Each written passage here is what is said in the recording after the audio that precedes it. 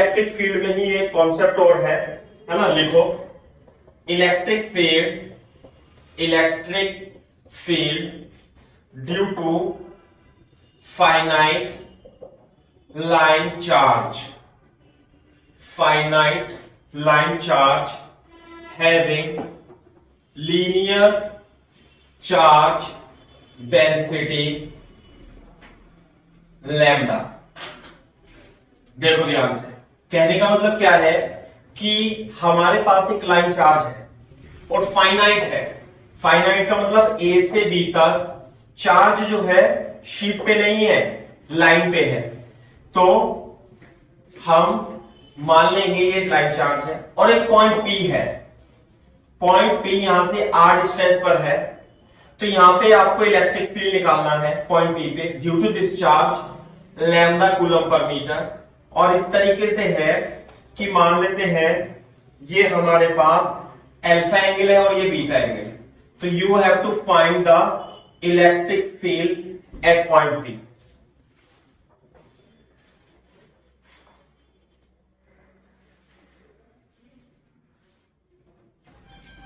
कैसे करेंगे इसे?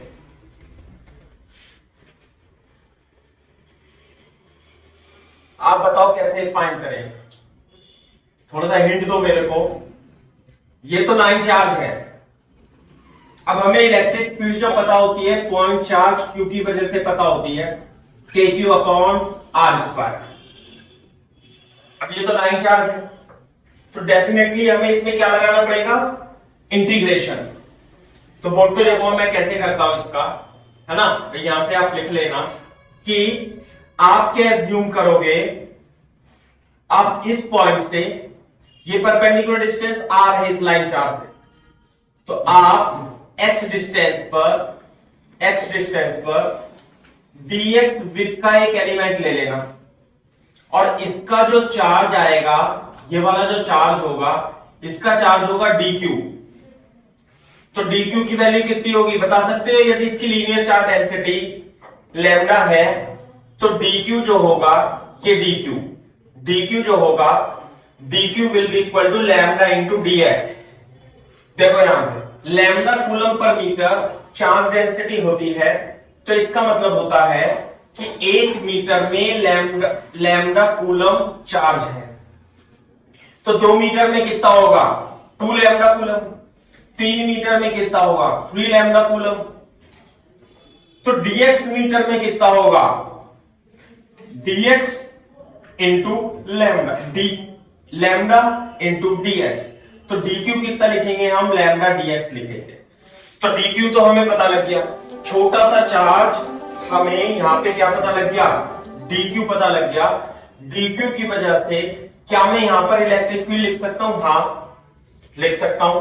तो dq की वजह से एलिमेंटल इलेक्ट्रिक फील्ड इस पॉइंट पे होगी de। क्लियर है क्या बात, है ना। अच्छा बोर्ड पे देखो, ये एंगल अल्फा मीटर तो अभी आप साफ कर दो थोड़ी देर के लिए। मान लेते हैं ये एंगल थीटा है। कितना एंगल है भैया, थीटा एंगल है। और dq चार्ज dx डिस्टेंस में है और ये लैम्डा इंटू dx है। वो थोड़ा होता रहता है, ठीक है। तो de जो होगा, ये तो है r, है ना, ये है r। तो ये डिस्टेंस कितनी हो जाएगी, रूट, कितनी डिस्टेंस हो जाएगी भैया, root r square plus x square. तो d कितना होगा, k dq upon root over r square plus x square का होल स्क्वायर। तो जो d की वैल्यू आएगी वो k dq upon are square plus x square आएगी, और de की वैल्यू k dq की जगह हम लिख लेंगे lambda into dx r square plus x square. आगे क्या बात समझ में, ये है। अब ध्यान से देखो इधर, आप दोबारा से चित्र भी बना लेना इसका, है ना। मैं साफ कर देता हूं इधर से, बोर्ड पे देखो, थोड़ा बड़ा चित्र बनाएंगे हम। हमने क्या माना, एक dq एलिमेंट माना x डिस्टेंस पे, ऐसे करके। तो ये तो है अल्फा बीटा, ये तो अल्फा बीटा, और इसकी वजह से जो इलेक्ट्रिक फील्ड आएगी वो de आएगी, और ये थीटा। क्लियर है क्या बात भाई? और डी की वैल्यू है इतनी। तो देखो इस पॉइंट पे जो इलेक्ट्रिक फील्ड होगी वो इस दिशा में भी होगी और इस दिशा में भी होगी। तो यदि ये थीटा है तो ये भी थीटा होगा, और यदि मैं इसे एक्स एक्सिस मान लूं और वाई एक्सिस मान लूं तो इस पॉइंट पर इलेक्ट्रिक फील्ड इधर भी होगी और इधर भी होगी, रिजल्टेंट यहां पे कहीं पे आएगा। तो एक्स डायरेक्शन में जो इलेक्ट्रिक फील्ड होगी और वाई डायरेक्शन में जो इलेक्ट्रिक फील्ड होगी कितनी आएगी भाई? डीएक्स आएगी d e cos theta, d e cos theta आएगी। क्लियर है क्या बात? और डीई वाई जो होगी it will be d v y is equal to d e sine theta. तो इस पॉइंट पर जो इलेक्ट्रिक फील्ड होगी वो एक्स डायरेक्शन में भी होगी और वाई डायरेक्शन में भी होगी। क्लियर है क्या बात? तो हमें इस पॉइंट पे EX अलग निकालनी है, EY अलग निकालनी है और उसका रिजल्टेंट ले देंगे तो आंसर आ जाएगा। तो EX कैसे निकलेगी? Then EX will be found with the help of DEEX and it is equal to DE cos theta। और DE की वैल्यू कितनी है भाई? DE की वैल्यू मैंने ये निकाली थी, DE is equal to K lambda dx upon R square plus X square into cos theta। तो पहले मैं EX फाइंड करूंगा। अब देखो यहां पे देखो, ध्यान से देखते रहोगे। अब इसमें X, एक तो X वेरिएबल है, इसमें तो X वेरिएबल है और इसमें थीटा भी वेरी करेगा। देखो ध्यान से, जब ये एलिमेंट यहां पे पहुंच जाएगा तो एंगल जो होगा थीटा चेंज हो जाएगा। तो थीटा और X इसमें दो वेरिएबल है, तो यदि इंटीग्रेशन करना होता है तो हमें इंटीग्रेशन के अंदर एक वेरिएबल चाहिए। तो हम क्या करेंगे, थीटा और एक्स में रिलेशन ले आएंगे। कैसे ले आएंगे? देखो यहां पे, इधर देखो, tan theta is equal to x upon r. tan theta is equal to x upon r. R तो परपेंडिकुलर डिस्टेंस है, इट इज कांस्टेंट, तो x is equal to r tan theta हो जाएगा। क्लियर है क्या बात? x और theta में ये भी रिलेशन आ जाएगा, तो dx और d थीटा में भी रिलेशन आ जाएगा। हम इसे डिफरेंशिएट करेंगे with respect to theta. dx अपॉन d theta is equal to r tan theta का इंटीग्रेशन sec स्क्वायर थीटा। तो dx की वैल्यू कितनी आ गई? sec square theta into d theta. अब वो पे देखो जरा ध्यान से, ex इसके नीचे लिख लेना बेटा आप, यहां से EX will be equal to कितना होगा? EX will be equal to K lambda upon R square plus X square, R square plus X square, यानी कि R square tan square theta. Clear है क्या बात भाई? इनटू dx, और dx की जगह R sec स्क्वायर थीटा लिखेंगे, इनटू साथ में d थीटा लिखेंगे। ये तो हो गया dx और यहां पे आ गया cos थीटा। क्लियर है के बाद? यहां तक कॉपी करो अभी आप।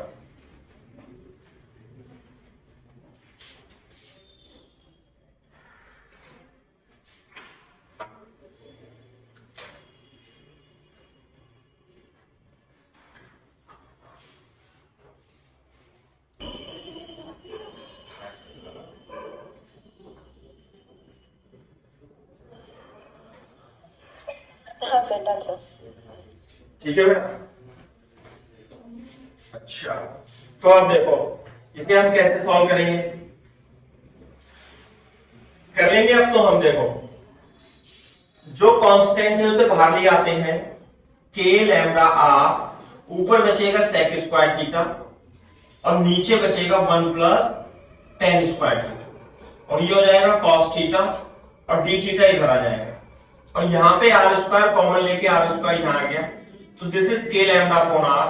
और देखो sec स्क्वायर थीटा और 1 plus tan square theta cancel हो जाएगा, अब ये बचा cos थीटा। आ गई बात समझ में? तो यहां पर जो EX है वो अपने पास आ जाएगी। तो cos थीटा का इंटीग्रेशन क्या होगा भाई? sin theta. अब मेरे को आप ये बता दो कि थीटा की लिमिट कहां से कहां तक होगी। ये एंगल कितना है? यहां पे देखो, ये एंगल है अल्फा और ये एंगल था बीटा, बीटा, और ये एंगल मैंने माना थीटा, ये माना मैंने एंगल थीटा। तो आप मेरे को क्या थीटा की लिमिट बता सकते हो कहां से कहां तक होंगी? सौजन्या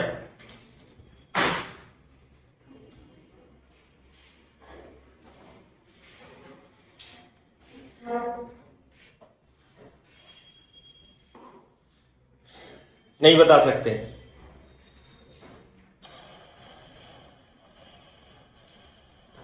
बता सकते हैं? तो अल्फा से बीटा तक हो जाएगा। नहीं, अब थोड़ा सा ध्यान देंगे, हम सीखेंगे। बोर्ड पे देखो, मैं सिखाता हूं आपको लिमिट फाइंड करना। भाई इंपॉर्टेंट पॉइंट तो ये भी है इसमें, लिमिट कैसे फाइंड करें। देखो ध्यान से, ये एक लाइन चार्ज था यहां से, और ये आर है ना। ये एंगल मान लिया, ये अल्फा है और ये बीटा है। सही है बात? ध्यान से देना। अब आप ही बताओगे मेरे को कि कैसे करना होता है। ये मान लिया x डिस्टेंस पे dq एलिमेंट है, और इसे तो भूल जाओ अभी आप अल्फा बीटा। ये एंगल मान लिया थीटा। क्लियर है बात? अगर जो मान लेते हैं हमारे पास लाइन चार्ज ये होता है, ये वाला लाइन चार्ज होता, ये होता, और हम मान लेते एक एलिमेंट ऐसे x डिस्टेंस पे d थीटा, ये हो गया थीटा। तो देखो ध्यान से, ये एलिमेंट कहां से कहां तक कैरी करेंगे? यहां से स्टार्ट होंगे, फिर यहां पे जाएंगे, फिर यहां तक जाएगा, फिर यहां तक जाएगा, फिर यहां तक जाएगा। तो ये थीटा ये रहा, ये थीटा ये रहा, फिर बड़ा, ये थीटा ये रहा, और ये बड़ा। तो यहां पर थीटा कितना लूंगा? 0 डिग्री। कहां से एलिमेंट स्टार्ट हो रहे हैं? इस पॉइंट से, और कहां तक जा रहे हैं? इस पॉइंट तक। तो ये एलिमेंट ये, तो ये देखो, इसे देखो ध्यान से, ये जो लाइन है, ये लाइन यहां से स्टार्ट होकर के यहां तक जाती है। आई बात समझ में? यहां से स्टार्ट होकर यहां तक जाती है। तो इस केस में 0 टू बीटा हो जाएगा। हाँ सर, ओके। आई बात समझ में? अच्छा बोर्ड पे देखो, लेकिन लाइन चार्ज तो इधर भी है। तो ध्यान से देखो, यहां पे थीटा कितना था? 0, और इधर होता तो ये थीटा गया बीटा। तो जो फाइनल लिमिट है वो तो बीटा तो हो ही गई। लेकिन ध्यान से देखो, अगर जो यहां तक होता तो मैं 0 लिख देता यहां पे, लेकिन ये एंगल इधर की ओर भी है। किधर की ओर है? इधर। कितना है? अल्फा। तो माइनस अल्फा आएगा यहां। आगे क्या बात समझ में? माइनस अल्फा से 0 हुआ, 0 से बीटा। तो एलिमेंट यहां पर है, यहां पर है, यहां पर है, यहां पर है, यहां पर है। तो ये जो लाइन, जो एंगल होगा यहां पे, तो थीटा इज इक्वल टू 0 हो जाएगा ऐसे, और ये बीटा हो जाएगा।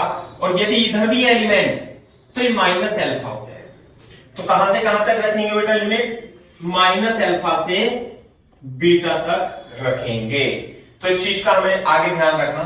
तो जो EX होगा, इसके नीचे से लिखना है बेटा, it will be equal to k lambda r। पहले क्या रखेंगे भाई? Sine beta. फिर क्या रखेंगे? माइनस का चिन्ह लगा करके माइनस साइन अल्फा। क्लियर है क्या बात? ऐसे, और ये हो जाएगा, ठीक है, माइनस साइन अल्फा।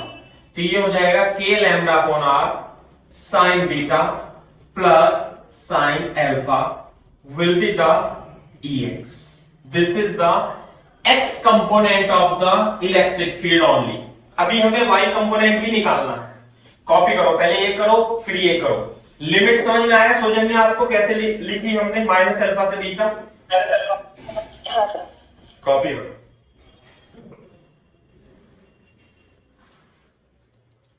हाँ sir, done sir.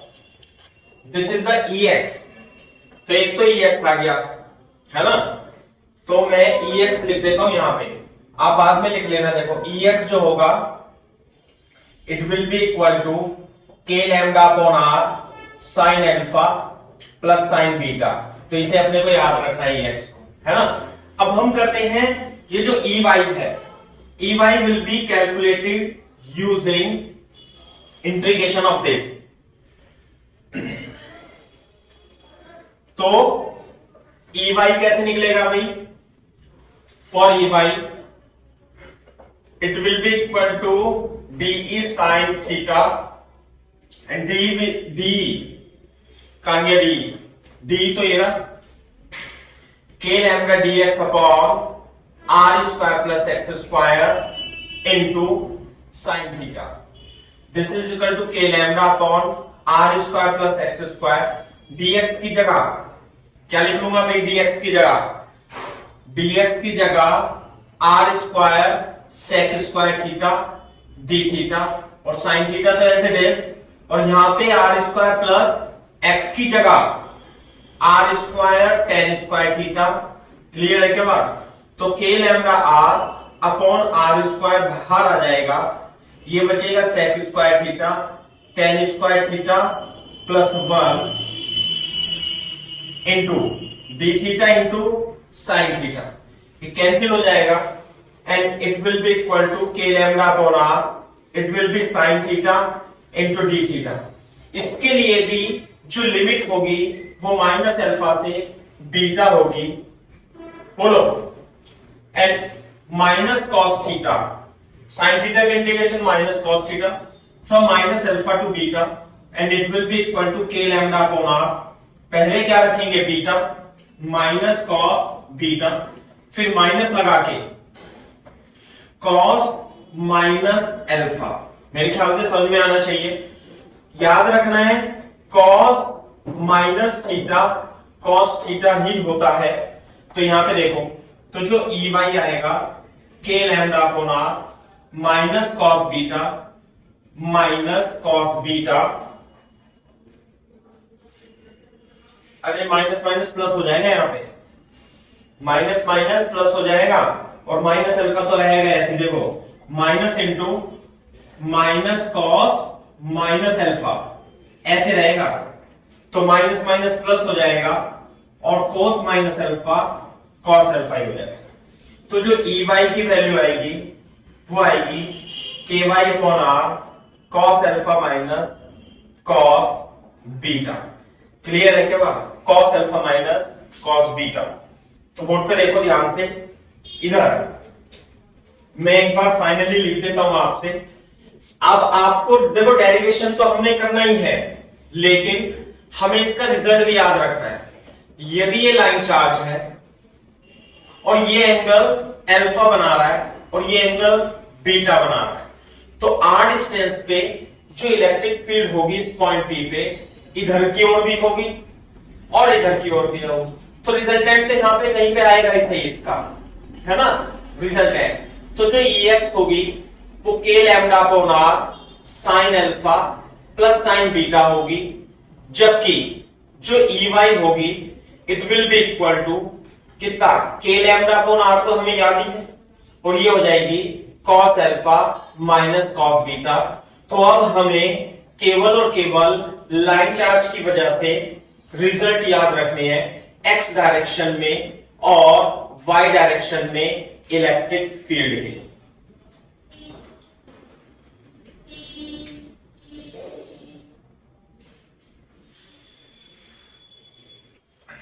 Special case देखो, इसमें कुछ मैं केस, चलो पहले एक एग्जांपल करा देता हूं, है ना।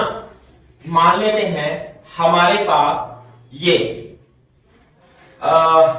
कितना है, lambda is equal to 2 into 10 की पावर 3 कूलम पर मीटर लैम्डा चार्ज है, ऐसे करके, और ये लीनियर चार्ज डेंसिटी है, और ये एंगल मान लेते हैं 37 डिग्री है, बोलो, और ये 53 डिग्री, और ये डिस्टेंस जो है ये 5 सेंटीमीटर है। तो यहां पर आपको इलेक्ट्रिक फील्ड निकालनी है पॉइंट पी पर, है ना। Find electric field at point p as shown in figure, as shown in figure. This is our question.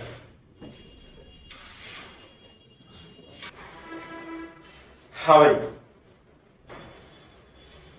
देखो कैसे करेंगे। अरे बहुत सिंपल है, हमारे पास फॉर्मूला है, हमें डेरिवेशन नहीं करना है, हमें फॉर्मूला याद रखना है कि अगर जो ये अल्फा होता है ये बीटा होता है, तो यहां electric field EX k lambda upon r sine alpha plus sine beta होती है, और इधर की ओर EY इज इक्वल टू के lambda upon r cos alpha minus cos beta होती है। ये ध्यान रखना, cos alpha minus cos beta होती है। तो ये जो आर दे रखी है ये 5 इंटू 10 की पावर माइनस 2 मीटर रख देंगे और आंसर निकाल देंगे। तो देखना जरा EX कितना आएगा, फिर यहां पे लिख देता हूं मैं, यहां पे ex is equal to what, 9 into 10 की पावर 9 k की वैल्यू, और लैम्डा की वैल्यू कितनी है भाई, 2 इंटू 10 की पावर 3 डिवाइडेड बाय 5 इंटू 10 की पावर -2। हाँ भाई, साइन अल्फा और साइन बीटा सीधे सीधे रखना, माइनस माइनस नहीं लगाना इसमें।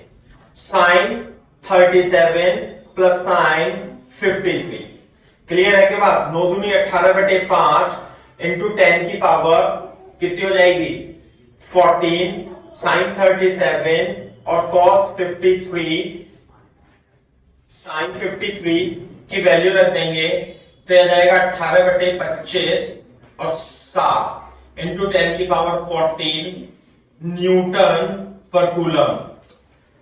18 सत्ते कितने होते हैं, 18 पंजे 90, 7 अट्ठे 56, 5 और 7 पंजे 5 और 7 12, 126, 126/5 इंटू 10 की पावर 14 न्यूटन पर कूलम। ये तो जाएगी EX, और इसी तरीके से EY भी निकाल लेंगे।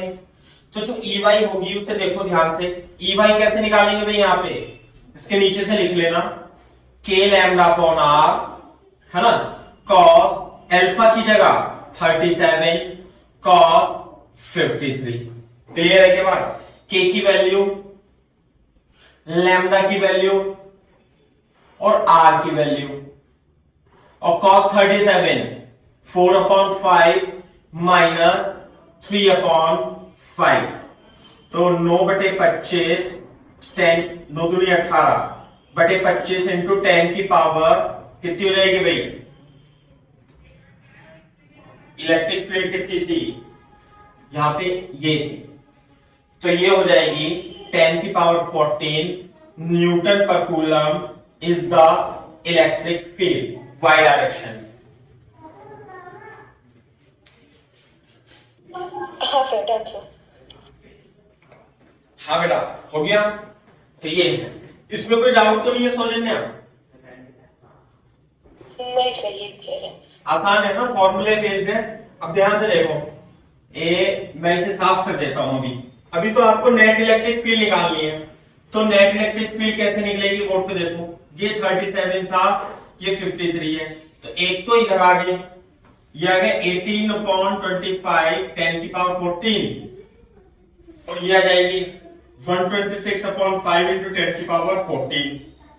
तो रिजल्टेंट इलेक्ट्रिक फील्ड यहां पे आएगी कहीं पे, इसे मैं कुछ एंगल थीटा बीटा मान लेता हूं, तो रिजल्टेंट इलेक्ट्रिक फील्ड कितनी आएगी, it will be equal to root over EX square EY square. ये तो EX है और ये क्या है भाई EY, तो कितना आएगा लिख देता हूं 18/25 EX है 126/25 10 की पावर 14 का स्क्वायर, 18/25 10 की पावर 14 का स्क्वायर, तो कैलकुलेट कर लेंगे 18/25 इंटू 10 की पावर 14 बाहर आ जाएगा स्क्वायर रूट से, और ये 18 सत्ते 156 था ना, तो 7 स्क्वायर प्लस 1 स्क्वायर बनेगा, देख लेना, और ये आ जाएगा 25 इंटू 10 की पावर 4 रूट 50, तो 25 दूनी 50, तो 18/5 रूट 2 कैलकुलेट करेंगे and you will get this much electric field. अगर जो आपको थीटा वीटा भी पूछे तो वो भी निकाल सकते हैं हम। कैसे निकालेंगे वो, tan theta is equal to EY upon EX कर देंगे, है ना, कि भाई रिजल्टेंट इलेक्ट्रिक फील्ड कितनी होगी, तो EY तो होगी 18/25 और ये हो जाएगी 126/25, और ये 14 कट जाएगा तो 1/7, तो theta will be equal to tan inverse 1/7। ऐसे थीटा भी निकाल सकते हो आप, पूछता है वो कभी कभी, है ना।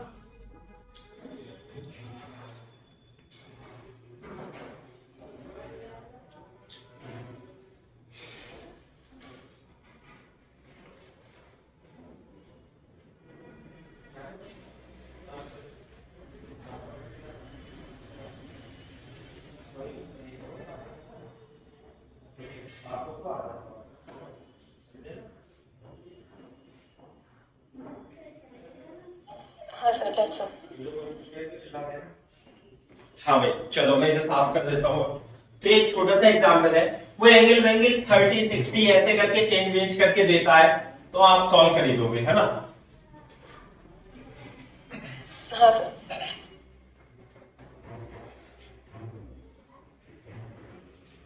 अच्छा, अब बोर्ड पे देखो एक बार। अब इंपॉर्टेंट डेरिवेशन, इससे ही जो कंक्लूजन निकलते हैं इस रिजल्ट से, है ना? इंपॉर्टेंट लिख लेना कैसे।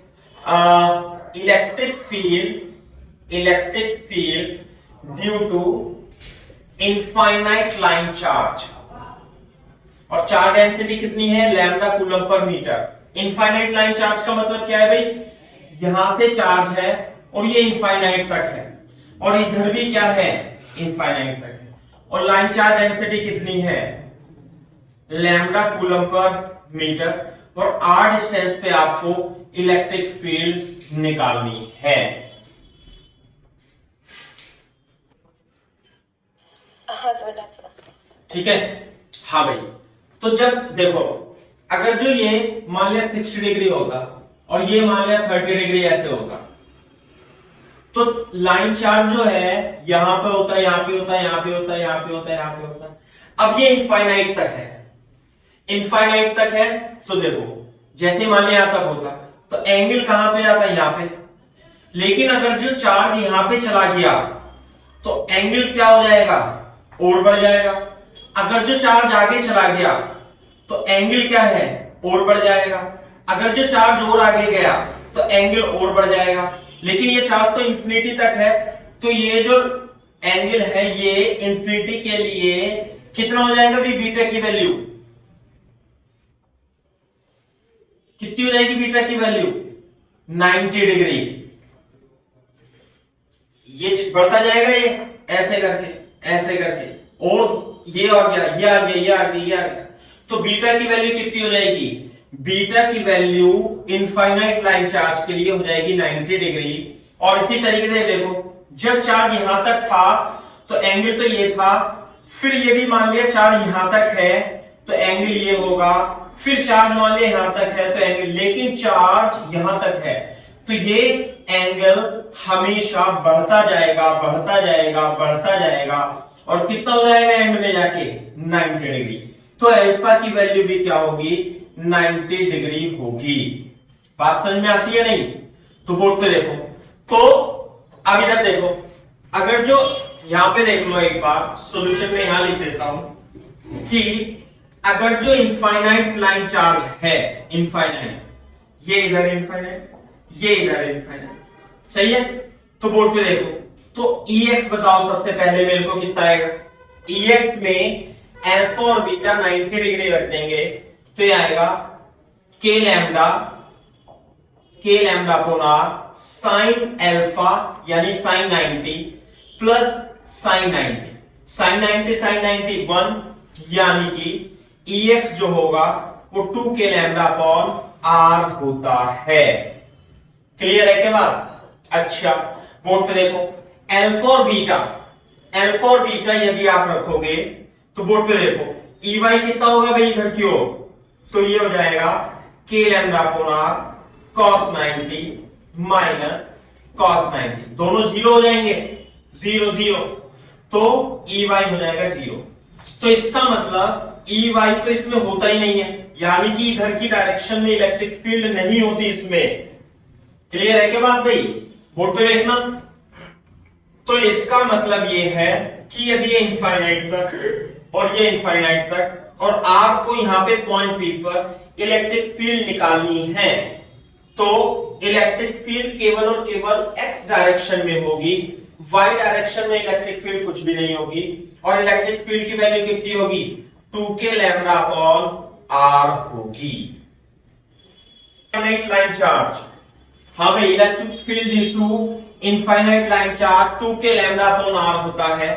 तो मान लेते हैं हमारे पास ये x एक्सिस है और ये y एक्सिस है, और y एक्सिस पर एक इनफाइनाइट लाइन चार्ज रखा हुआ है और उसकी डेंसिटी है lambda coulomb, linear charge density lambda coulomb पर मीटर है।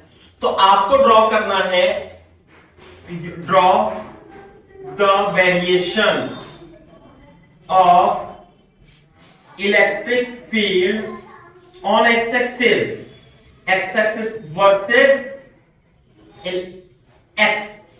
एक्स पर electric field, variation of electric field on X axis, यानी कि आपको एक्स एक्सिस पर इलेक्ट्रिक फील्ड किस तरीके से वेरी होगी वो आपको ग्राफ ड्रॉ करना है। क्वेश्चन नहीं दे रहा हूं, ऐसी कॉन्सेप्ट बता रहा हूं, सिंपल है। एक्स डिस्टेंस पे इलेक्ट्रिक फील्ड जो होगी, हाँ भाई कितने लिख दूंगा, Ex is equal to 2k lambda upon x.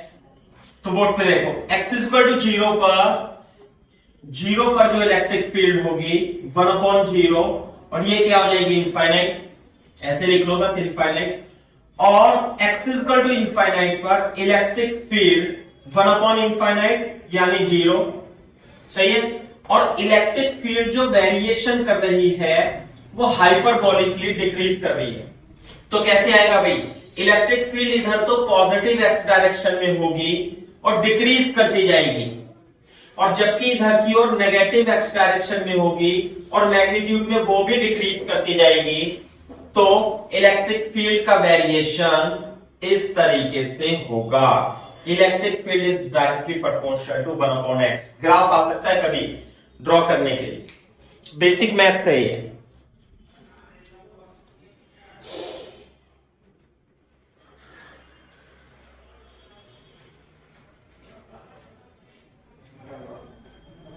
देखो बताना भी आप, फॉर एग्जाम्पल देखो, एग्जाम्पल बता रहा हूं, ये कॉन्सेप्ट पूछ रहा हूं, जो भी आप समझो इसे लिख लो, है ना।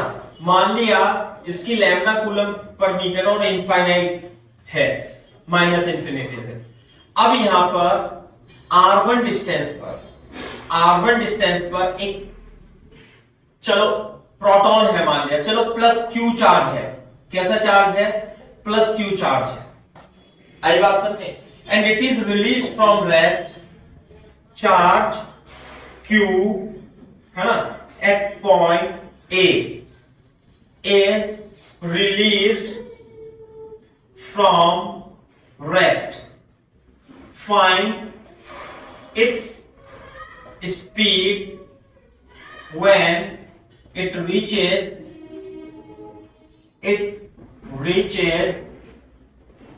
at point B. और B कितनी दूरी पर है भाई, यहां पर है B, इज द B, और इसकी डिस्टेंस ये मान लेते हैं R1 है और ये डिस्टेंस R2 है, और R1 को लिखते हैं R और R2 को लिखते हैं 3R। चलो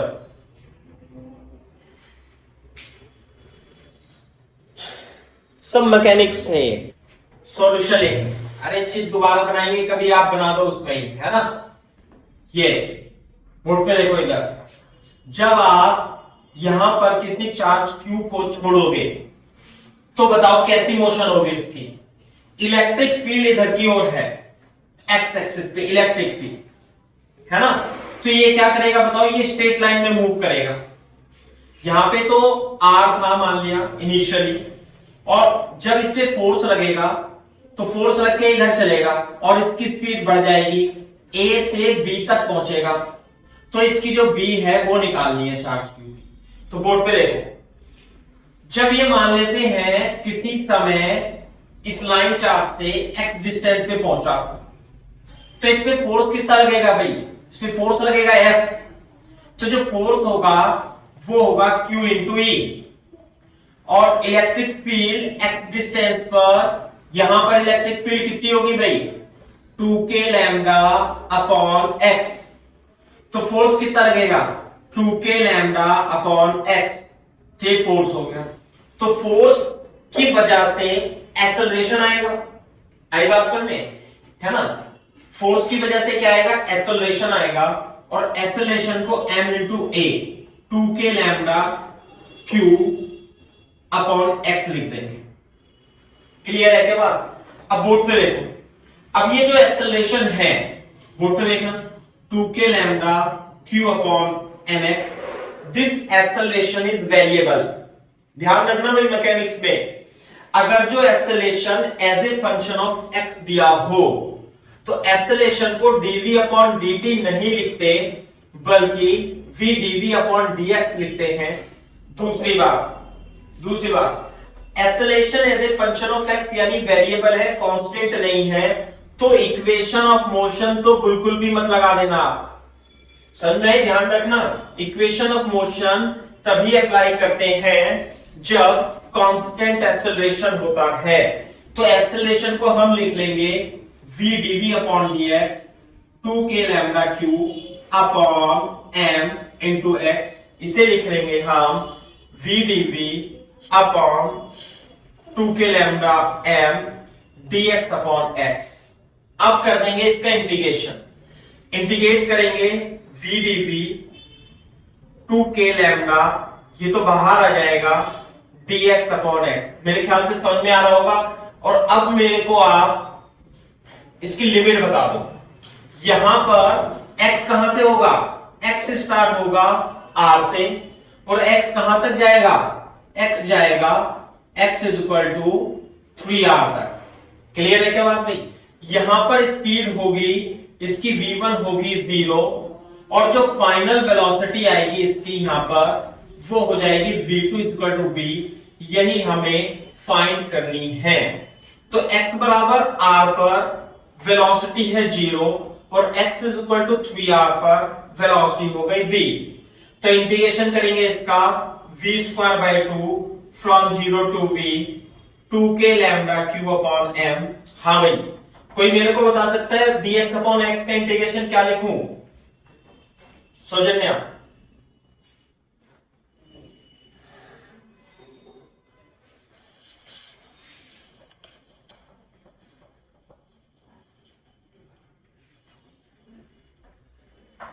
ln x, अरे 1 अपॉन x का इंटीग्रेशन ln x। नहीं आई बात समझ में? चलो तुम्हें तो इंटीग्रेशन अभी आता नहीं होगा, लेकिन ध्यान रखना है। और 1 अपॉन ax प्लस b ये भी आएगा, इसका integration 1 upon a ln ax plus b होगा। तो dx अपॉन x का integration ln x limit varies from r to 3r। पहले अपर लिमिट फिर माइनस लगा के lower limit, v square upon 2 minus 0 2k lambda q upon m। पहले upper limit minus लगा करके लोअर लिमिट। यहां पे देखो ध्यान से, अब इसे लिखेंगे v square by 2 is equal to 2k lambda q upon m। हाँ भाई, ln a minus ln b का formula ln a upon b होता है, उसका यूज करेंगे और ln 3r अपॉन r हम इसे लिख देंगे। इधर पहुंच जाएगा v स्क्वायर इक्वल टू 4 2 दूनी 4 और k की value 4 pi epsilon not lambda q upon m ln 3। 4 से 4 कट जाएगा तो जो स्पीड आएगी ये आ जाएगी lambda q upon pi epsilon not ln 3 will be the correct answer।